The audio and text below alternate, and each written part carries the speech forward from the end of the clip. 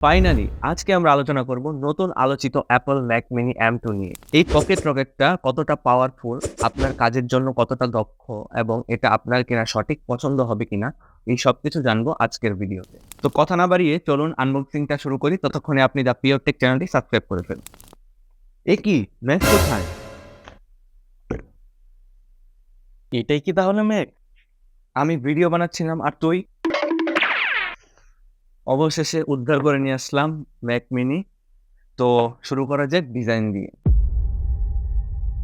আগের মডেলের মতো এবারেও ম্যাক মিনি দেখতে একেবারে হুবহু একই রকম, সুন্দর মিনিমালিস্ট ডিজাইন, অ্যালুমিনিয়াম ফিনিশ। এটা এতটা ছোট যে আপনার ডেস্কটপে খুবই কম জায়গা নেবে এবং এটা আপনি খুব সহজেই ক্যারি করতে পারবেন। পোর্টের ক্ষেত্রেও কোনো পার্থক্য নেই, আগের মতোই দুটি থান্ডারবোল্ট 4 পোর্ট, একটি HDMI পোর্ট, দুটি USB-A পোর্ট, একটি ইথারনেট পোর্ট এবং একটি হেডফোন জ্যাক রয়েছে। এবার আসি মূল কথায়, এটার পারফরমেন্স নিয়ে। M2 চিপের কল্যাণে নতুন ম্যাক মিনি M2 আগের থেকে অনেক বেশি ফাস্ট।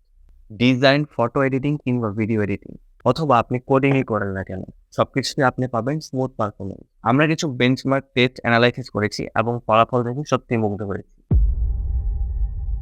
যদিও এটা কোনো গেমিং পিসি নয়, তারপরেও আপনি এটাতে ক্যাজুয়াল গেমগুলো খেলতে পারবেন, তবে হাই এন্ডের গেমগুলো না খেলাটাই বেটার।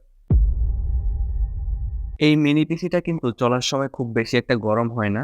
তার কারণ এখানে হচ্ছে একটি ফ্যানের অপশন রয়েছে। আর এই ফ্যানটা কিন্তু একদমই সাউন্ড করে না। এটা কিন্তু খুব দারুণ একটা সুবিধা।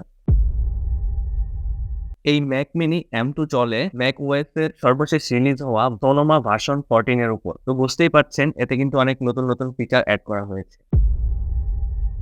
স্টোরেজের ক্ষেত্রে আপনি বিভিন্ন অপশন পাবেন। 256 জিবি বেস ভেরিয়েন্ট থেকে শুরু করে 2 টেরাবাইট পর্যন্ত আপনি এসএসডি আপডেট করতে পারবেন। তবে দামের কথাও কিন্তু মাথায় রাখতে হবে, কারণ এটা কিন্তু উইন্ডোজ পিসি না যে আপনি ইচ্ছামতো এসএসডিটা আপডেট করতে পারবেন।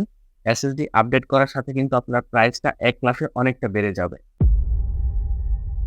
র্যামের ক্ষেত্রেও আপনি 8 জিবি থেকে 16 জিবি পর্যন্ত অপশন পাবেন। তবে আপনার কাজের ধরনের উপর নির্ভর করে আপনাকে এসএসডিটা বাছাই করতে হবে। তবে একটি কথা মাথায় রাখবেন, আপনি পারচেজ করার পর কিন্তু র্যাম কিংবা এসএসডি কোনোটাই আপডেট করতে পারবেন না।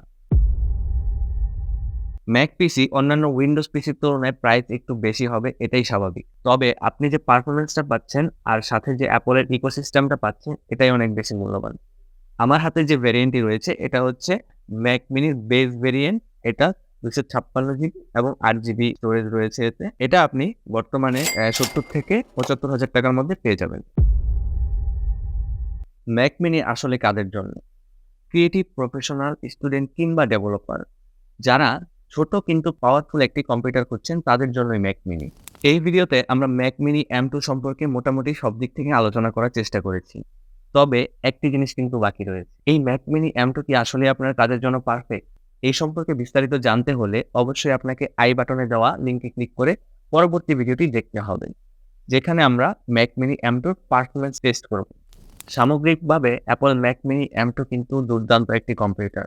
আপনি যদি ছোট এবং পাওয়ারফুল স্মুথ একটি কম্পিউটার খুঁজে থাকেন, তাহলে ম্যাক মিনি আপনার জন্য পারফেক্ট চয়েস হতে পারে। আপনার মতামত অবশ্যই কমেন্টে জানাবেন। আশা করি ভিডিওটি আপনার উপকারে আসবে। ভিডিওটি যদি ভালো লাগে তাহলে একটি লাইক দিয়ে বন্ধুদের সাথে শেয়ার করতে ভুলবেন না কিন্তু।